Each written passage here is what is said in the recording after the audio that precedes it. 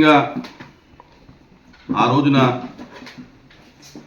Narasapuram sub డివిజన్ని head quarter చేయాలని చెప్పి ప్రతిపాదన ప్రభుత్వం నుంచి వచ్చినప్పుడు ఆనాటి ప్రభుత్వాన్ని ఆనాటి శాసనసభ్యులు మేము అందరం ఆనాటి ముఖ్యమంత్రి గారితో మాట్లాడి ఈ యొక్క మీరు ఏదైతే నరసాపురం, మొగల్తూరు, పాలకొల్లు, పోడూరు, యలమంచిలి, ఆచంట, పెనుగొండ, పెనుమంట్ర, తణుకు, ఇరగవరం, అత్తిలి, భీమవరం, వీరవాసరం, ఉండి, కాళ్ళ, పాలకోడేరు, ఆకివీడు, తాడేపల్లిగూడెం, పెంటపాడు అంటే 19 మండలాలని 4 sub divisions, Narasapuram sub division, Kovvur sub division, Narasapuram Eluru sub division, ఇలాగా సబ్ డివిజన్ ఉన్నటువంటి 19 గ్రామాలని ఒక జిల్లాగా ఏర్పాటు చేయడం జరిగింది. ఈ అన్నిటికీ నరసాపురం హెడ్ క్వార్టర్ అయితే కనుక జిల్లాకి ఒక పక్కగా ఉంటుంది. జిల్లా నలుమూలల నుంచి వచ్చేటటువంటి ప్రజలకి అందుబాటులో ఉండదు అనే ఉద్దేశంతో ఆనాటి ముఖ్యమంత్రి జగన్మోహన్ రెడ్డి గారిని బాగా మేము ఒత్తిడి చేయటమే కాకుండా రిక్వెస్ట్ చేయటం, ఒత్తిడి చేయటం, ఒప్పించడం జరిగింది. దానిలో ఆనాటి శాసనసభ్యులు నేను కూడా తీవ్రంగా ప్రయత్నం చేసి ఆ యొక్క హెడ్ క్వార్టర్ని భీమవరం చేయడం జరిగింది. దానికి అనుగుణంగానే ఈ యొక్క GOMS నెంబరు 182 రెవెన్యూ డిపార్ట్మెంటు దాన్ని ఒప్పుకుని ఆ యొక్క జీవోలో భీమవరం హెడ్ క్వార్టర్గా నిర్ణయించడం జరిగింది. అంచేత ఇక్కడ కొత్తగా ఏర్పడినటువంటి జిల్లాల్లో పక్కా భవనాలు లేవు కాబట్టి ఆనాడు కొంతమంది పెద్దలతో మాట్లాడి ఆశ్రమం ఏరియాలో కలెక్టరేటు, అలాగే 2 టౌన్ ఏరియాలో SP ఆఫీసు ఏర్పాటు చేసి దాన్ని అధికారికంగా ఓపెనింగ్ చేయడం కూడా జరిగింది. అప్పటి నుంచి కూడా ఆ యొక్క కలెక్టరేటు, SP ఆఫీసు నిర్విరామంగా కొనసాగుతూ ఉంది. ప్రజలందరూ కూడా సంతోషంతో ఉండటం జరిగింది. ఎందుచేతంటే అది పట్టణం ఉంది కాబట్టి పట్టణ వసతి కాకుండా ట్రాన్స్పోర్టేషన్ అన్నీ కూడా చక్కగా జరుగుతూ ఉంది. అలాగే పక్కా భవనం నిర్మించాలనేటటువంటి ప్రతిపాదన కూడా వచ్చినప్పుడు GOMS నెంబరు 124 డేటెడ్ 20/3/2023 ఒక జీవోను కూడా ప్రభుత్వం విడుదల చేయడం జరిగింది. సర్వే నెంబరు 129 ఎకరా 67 సెంట్లు, సర్వే నెంబర్ 130 5 ఎకరాల 42 సెంట్లు, సర్వే నెంబర్ 130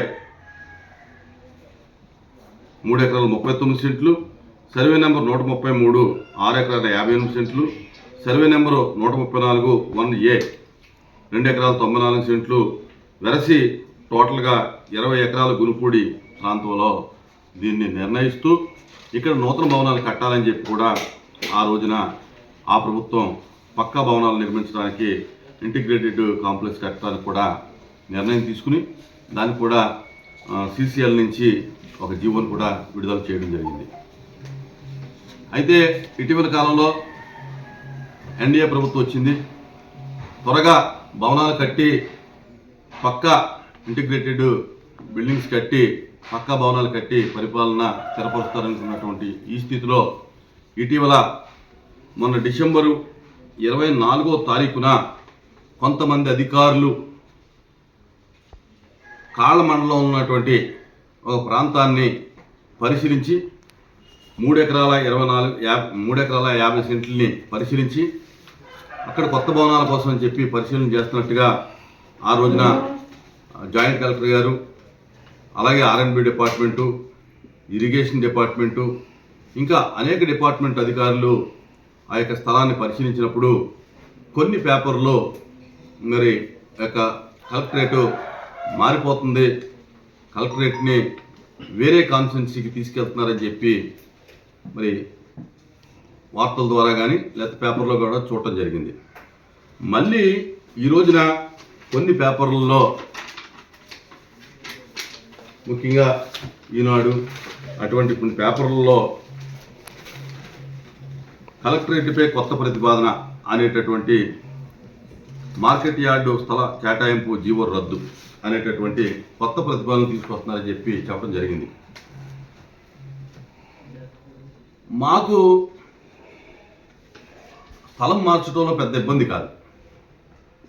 అది స్థలం మార్చినప్పుడు భీమవరం పట్టణంలోనే ఉండాలనేది మా ఆలోచన. ఖచ్చితంగా ఆ ఉద్దేశంతో భీమవరం పట్టణంలో అయితే కనుక ప్రజలందరికీ కూడా సౌకర్యాలు ఉంటాయి, పట్టణం అభివృద్ధి చెందుతుంది, జిల్లా హెడ్ క్వార్టర్ ఉండవలసినటువంటి అన్ని సకల సౌకర్యాలు ఇక్కడ ఉన్నాయనే ఉద్దేశంతో ఆ రోజున ఆ ప్రయత్నం చేయడం జరిగింది. ఈ రోజున ఈ జీవో రద్దు చేసినా లేకపోతే స్థలం మార్చినా మాకు పెద్దగా అభ్యంతరం ఉండదు. కానీ ఈ యొక్క హెడ్ క్వార్టర్ని మార్చి వేరే ప్రాంతానికి, వేరే నియోజకవర్గానికి తీసుకెళ్తే కనుక దీని మీద తీవ్రమైనటువంటి అభ్యంతరాన్ని వ్యక్తపరుస్తూ ఉన్నాం. నా వ్యక్తిగతంగా అభ్యంతరం ఉంది, అలాగే ఈ భీమవరం ప్రజలందరికీ కూడా, ఈ నియోజకవర్గ ప్రజలందరికీ కూడా అభ్యంతరం ఉందని చెప్పి నేను తెలియజేసుకుంటా ఉన్నాను. కనుక అది మరి స్థానిక శాసనసభ్యులు కానీ లేకపోతే ఇక్కడ కేంద్ర మంత్రిగా ఉన్నటువంటి కేంద్ర మంత్రులు వర్యులు కూడా ప్రజలకి ఇది కొంచెం క్లారిటీ ఇవ్వాల్సినటువంటి అవసరం ఉంది. ఏం చేతంటే ప్రజలకి చాలా అనుమానాలు ఉన్నాయి, తీవ్రంగా కలత చెందుతూ ఉన్నారు. భీమవరం పట్టణం నుంచి ఈ యొక్క హెడ్ క్వార్టర్ వెళ్ళిపోతే ఏంటా పరిస్థితి అని.